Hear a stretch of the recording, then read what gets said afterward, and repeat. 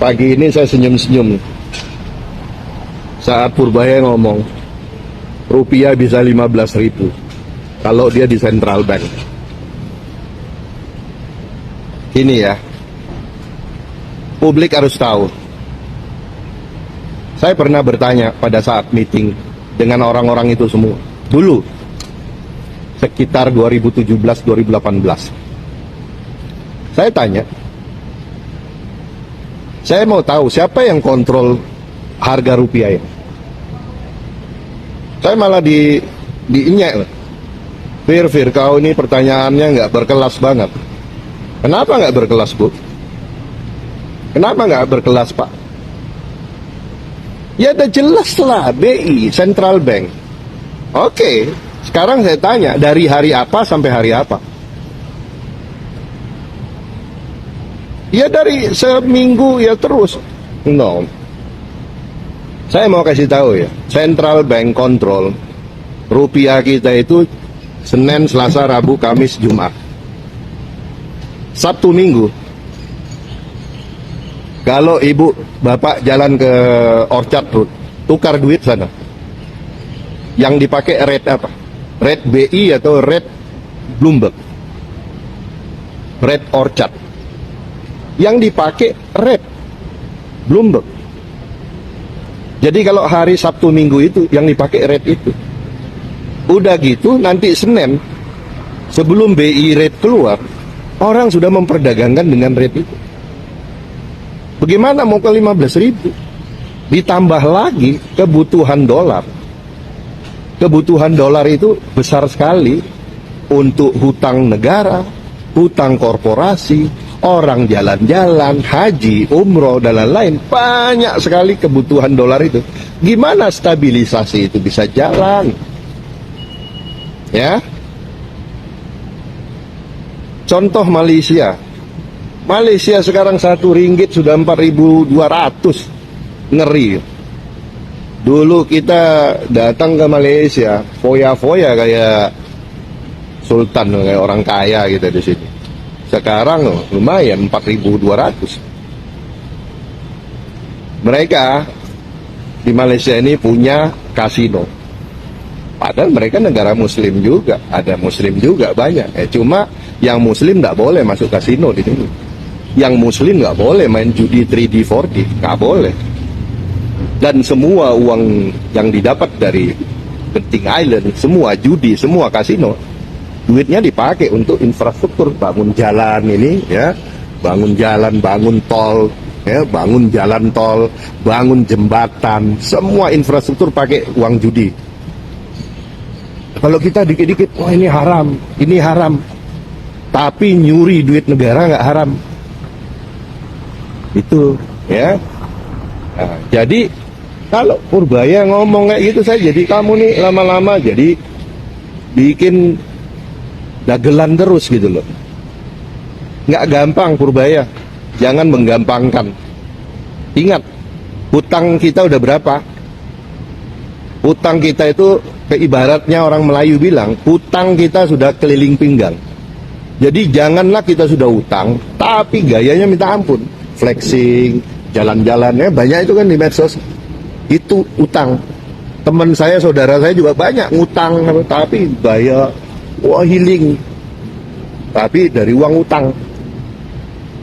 Ada teman saya tuh, wah pinjam duit sampai detik ini belum lunas. Padahal kalau saya tidak bayarin, katanya istrinya, suaminya tidak dioperasi. Suaminya nggak dioperasi.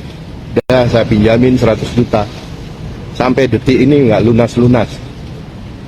Ya, saya jadi kalau utang lagi banyak, jangan sombong Pak. Pak Purbaya boleh jadi menteri Pak. Dan jadi menteri itu juga nggak lama. Jadi jangan kita sombong. Di dunia ini kita compose each other. Jadi ngomong tuh mulai dari sekarang tuh yang elegan lah. 15.000 dari mana Pak? Bapak sejak naik malah makin lemah.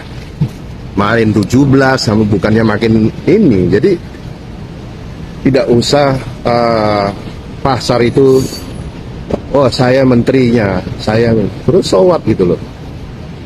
Ya, jadi mulai dari sekarang kita lihat yang realistis. Perbaiki dulu itu. Sabtu Minggu siapa yang kontrol harga kita? Jangan jam 4 buru-buru kita mau pulang, Jumat sore jam 4 pulang. Akhirnya pas Sabtu Minggu dolar kita diperkosa orang. Dolar kita diacak-acak di Singapura sana. Orang tukar sesukanya, money changer mau berapa, orang lihat, Pak, oke sir, this is rate for the Bloomberg rate. Mau pakai rate mana gitu? Kita, iya, kayak gimana? Enggak, udah lapar, udah haus, mau makan ya udah tukar aja. Dolar mau berapa, Sing dollar mau berapa, ya tukar aja gitu, ya. Nah, jadi itu pesan saya, 15.000 nggak mudah. Jadi jangan menggampangkan. Berapapun rate itu, kerjakan dengan benar. Contoh dari Malaysia, ya. Saya sekarang lagi di Malaysia. Contoh bagaimana mereka memperbaiki. Nggak, ada mereka juga, ada yang nggak sempurna juga. Tetapi kita kan hidup itu belajar, ambil yang jernih, buang yang keruh. Belajar yang baiknya. Oke? Sukses selalu untuk kita, happy cuan konsisten. Selamat pagi teman-teman di seluruh tanah air, sukses selalu untuk kita, jaga kesehatan. Baik, apabila MSCI, Goldman Sachs, kemudian sekarang banyak juga yang mulai mengikuti jejak-jejak Goldman Sachs dan MSCI menurunkan rating Indonesia. Berapa sih IHSG ini akan terkoreksi? Kalau kita gunakan worst case scenario, sela 50% discount dari IHSG tertinggi 9.000, kita bisa bilang terkoreksi hingga 4.500 sampai 5.000. Karena realnya indeks kita memang baru sampai di level itu, bukan 9.000. 9.000 itu ya karena tipu-tipu semua kan. Nah, jadi itu worst case skenario. Tetapi saya tidak melihat ada peluang ke sana. Kenapa? Fundamental kita masih lebih baik. Jadi dia akan tertahan dengan fundamental kita. Tetapi ya who knows ke depan apabila stabilitas ekonomi, politik, dan geopolitik, dunia, resesi, dan lain-lain, bisa saja itu terjadi.